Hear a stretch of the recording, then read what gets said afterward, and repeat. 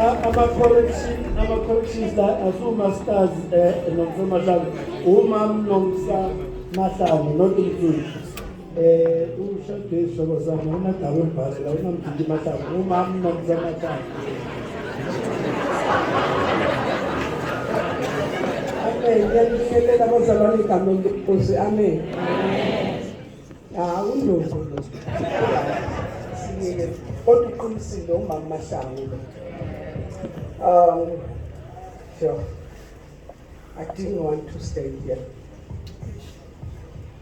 Bengibathe izolo lo ngithi hayi mana kuhluphi and ekuseni mangithola i-voice message engisemsebenzini ethi ukhona ku-program ngithi ngifuna ukuthi hayi ngisemsebenzini and bengaka-arrange but baba ukuthi abanginiki idamu lami so here I am. I'm so humbled and honored. Uzokhuluma emsebenzini umuntu ofana nomkhulu boys. Ngizothi umkhulu boys ngizomangala umkhulu wami.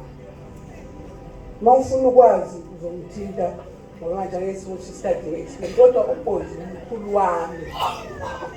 Umkhulu hayi ukuthi ngiyazibikela umkhulu wami. And I would engage naye njengomkhulu nomzukulu. Ngelinye ilanga uthi kimi eplazini Mahlangu ukuzamile. Ngithi hayi ukuthi mina ngizame yena. Uthi ne ukuzamile wena phela wena borafu wena. Ahazi ukuthi ubani bekazokushada. So that's how open and yeah. This is no communication naye as umkhulu. And ngiyamkoloda unfortunately. Ngiyacabanga mangiceda ukuzwa ngesonto ukuthi ngizozithola sengizemathuneni nami. Ngiyophahla ngithi ngiyaxolisa ukuthi ngiyakoloda. Kodwa ngoba ngiyazi ukuthi ubani engikhoza I won't do that. Because belokuthi uMahlangu lo akakaqedi lobola mangakezi azokushumayela azofundisa ebandleni lami. And unfortunately he is no more and akakezi but uNkulunkulu uyazi.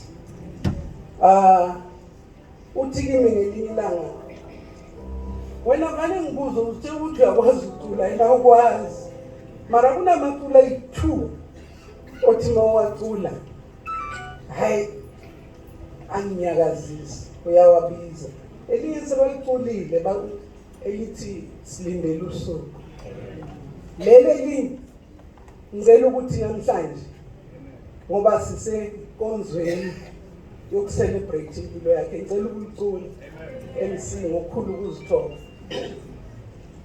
We were foreigners in relations to Israel. We were foreign to be born again. We were strangers in relations to God and Creator.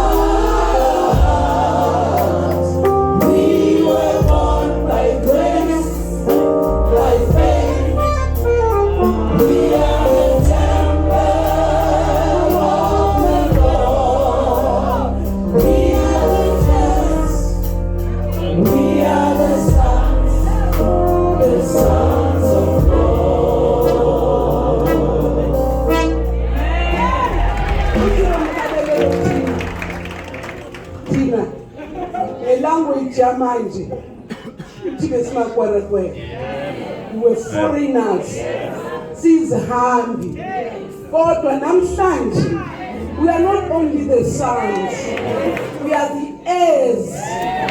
Siyizindlalifa kanye noKristu. Yazi abantu namhlanje kukhulunywa ngendaba ye human trafficking. Bathengisa ngabantu bayobenza izigqila. Mara bheka uNkulunkulu othi simkhonzayo. Uyasithenga. Ye price engeke yacompare nayo price. Maqeda. Hayi ukuthi sizoba izigqila simsebenzele. Usenza izindlalifa zakhe. Kithi namhlanje we are the heirs. Uyazi thina siyabazali basemhlabeni. Uya rata nakufanele wenziwe ubafaka umbheko udayi lo kuyadelela lo angifaki ngokunika 2%. Loya unike i30 or 50 endleleni ezokuye uhamba uyishintsha uthi soyadela kodwa uNkulunkulu akabheki konke lokho uthi nje ngokuphakamisa izandla uthi ngiyakwamukela Jesu ngene enhlizweni yami ube inkosi ukuse so uyindodana noma indodakazi yakhe bese athi uyindlalisa. All we need to do ukuthi sifunde ukuthi how do we tap kulelifa leli uNkulunkulu athi siyizingalifa zakhe because sinjenje because asazi ukuthi how do we tap into that. So bazalwane umkhulu wami age but mangicabanga njengoba ngisho ukuthi ngisemsebenzini ngapha kufanele ngisebenze and then I was thinking about him, thinking about his characteristics. Kufika kimi 2 yembhalo. Kufika uMatthew 5, kufika uGalatians 5.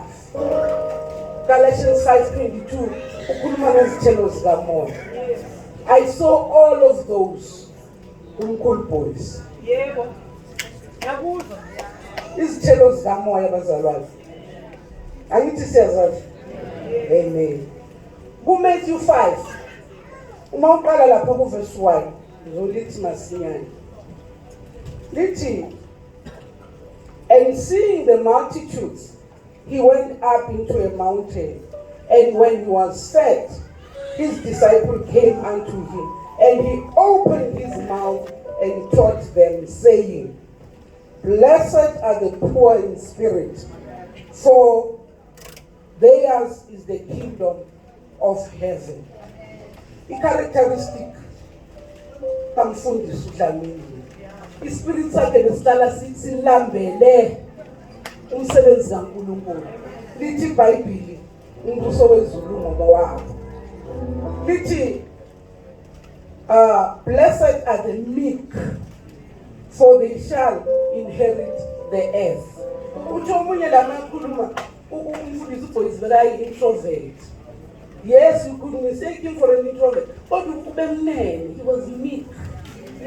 And lithi iBhayibheli ngaye uyodla ifa lomhlaba and wenzile wabonakala shumayela awudla umhlaba azidla izinhliziyo nezimpilo zabantu ngoba ayiloko uNkulunkulu athi sibusisiwe masiyilo. Lithi blessed are the merciful, for they shall obtain mercy. Sikubonile umusa empilweni yakhe. Blessed are the pure in heart, for they shall see God. Blessed are the peacemaker, for they shall be called the children of God. He was a peacemaker. There's a step in Tabernacle. Anything is really what they are asking. Kodwa emva ukuthi asakamukela uJesu njengoNkosi nomsindisi, what a peacemaker he was. Uyazi ngesikhathi bengina-approacha ngithi wena mkhulu wena ngizwile wala ngithi ngesinye isikhathi uma uyifamily kodwa ukhuluma nomunye mhlawumbe ukhulume no-Indio nomonde and then wathi hayi iphuma lapho bese uyangithi angilethe phansi. He was a peacemaker. So uNkulunkulu umbusisile even with that characteristic. Ngizonicela because of time kumele ulifunde and say to yourself, what is it that I picked up? Iliphi page, what list did I take? Ezintweni ezikhulunywe ngobaba Dhlamini. Uthathe i-page out of this ufunde no Galatians 5:22. And then I'm going to make a humble plea. Ukhuluma nomunye umzalwane lapha ya. Kanti I've got this ukuthi isivuno siningi. Kodwa isisebenzi simbalwa. I'm making this plea ngokukhulu ukuzithoba to izinceku zikaNkulunkulu abafundisi. You know these are the last days. Siyabona izinto ezenzakalayo. When you listen abafundisi abanye obaziyo bebashumayela lona awusabezwa abantu bathi they are conforming to the standards of this world, and iBhayibheli alivumi uNkulunkulu akavumi lo. It is my plea, let us stick to the original gospel njengoba umfundisi uDlamini bekenza. Singalibikisi lelizwe. Zikhona izinto ziningi they are enticing. Kodwa thina sinengi la uNkulunkulu afuna ukuthi sime khona. Mningi umsebenzi la ngaphandle. It is my humble plea. Yes, it's okay ukuthi sifunde, ukuthi sigqoke, sibe nama-titles. Kodwa asingabi obsessed ngawo. I-obsession yethu ayibe sekufundeni izwi bese siyalifundisa. Amen. Nendaba uzungixolela mzala kancane njenge-politician. Sometimes when the politicians bezenkonzweni, labantu bazela ukuzozwiswa. Yebo. Let them sit down ubashumayeze. Bangathi mabafika. I know ngiyahamba ngishumayele emabandleni amaningi nomyeni wami. Uma sifika uthola umfundisi athi hayi namhlanje intshumayelo yami izoba yimfishane ngoba sino kansela abani nobani ngizonikeza bona iPulpit. uNkulunkulu bathumela ukuthi bazozwiswa bazalwane. Let's preach to these people. Bahlale phansi balale izwi lenkosi. Basenkonzweni. Uma wena uyinhlangano nzaba ngeke bayeke imisebenzi yabo bese banikeza wena. It is my humble plea. Siwenze kahle umsebenzi kaNkulunkulu. Uvala ukhona into ngixoxela umyeni wami uyizwile naye umunye umfundisi ayishare. This guy uyebhenki. Mabhenki lo kuyadala ithela ingale wena ngapha and then bekuba tense ngisuthi lo umuntu omnyama. But then uyakhuluma ithela iyamsiza iyaqeda. Umoya ngicela uthi kuye tell this man about Jesus. Uyathula uyasaba and uyazi ukuthi ebhenki kunjani. Bazothini sengikhuluma ngoJesu. Umoya ngicela uyaphinda uyayimpress. Tell this man about Jesus. He doesn't. Uyaqeda loya uyamnikeza into zakhe ngencwadi yakhe phela besinamabhanki anwazi abaningi. Uyahamba uma sekafika erobotini makathi ucross irobot in the middle of the street. Umoya ngcwele uyamkhahlameza. Ngithethe lo muntu ngoJesu uthi ziyawa lezinto aziphethe uyaziqoqa uyajika. Mayifike ebhenki awuthola sebayavala bavala umnyango uyacela uthi please ngicela ungene. Bayacabanga ukuthi mhlambe lo muntu umrobhile. Uthi ngifuna lo muntu ubeka lapha obeka ngisiza. Bambizela ngase-ofisini lemenenja. Bathi lo muntu njengoba ubona sivala umnyango. Lo muntu obekade kusiza makaqeda ukusiza wena. Uhambile waya e-bathroom wakhipha isibhamu iguluka. So I'm not saying this ukuthi ngiyakuthusa kodwa uNkulunkulu makathi shumayela izilalo. Mayithela umuntu ngoJesu do it. Ngoba mhlawumbe ithuba lakhe lokugcina lokuzwa ngoJesu. Mhlawumbe lama politicians ithuba labo lokugcina lokuzenkonzweni lokuthi ubashumayeza. uNkulunkulu angibusise. Wenze kahle uNkulunkulu wami, wenze kahle. Asimsoli uNkulunkulu ngalutho. Futhi usesenguNkulunkulu usashiyele esithandweni sakhe sobukhosi. Amen.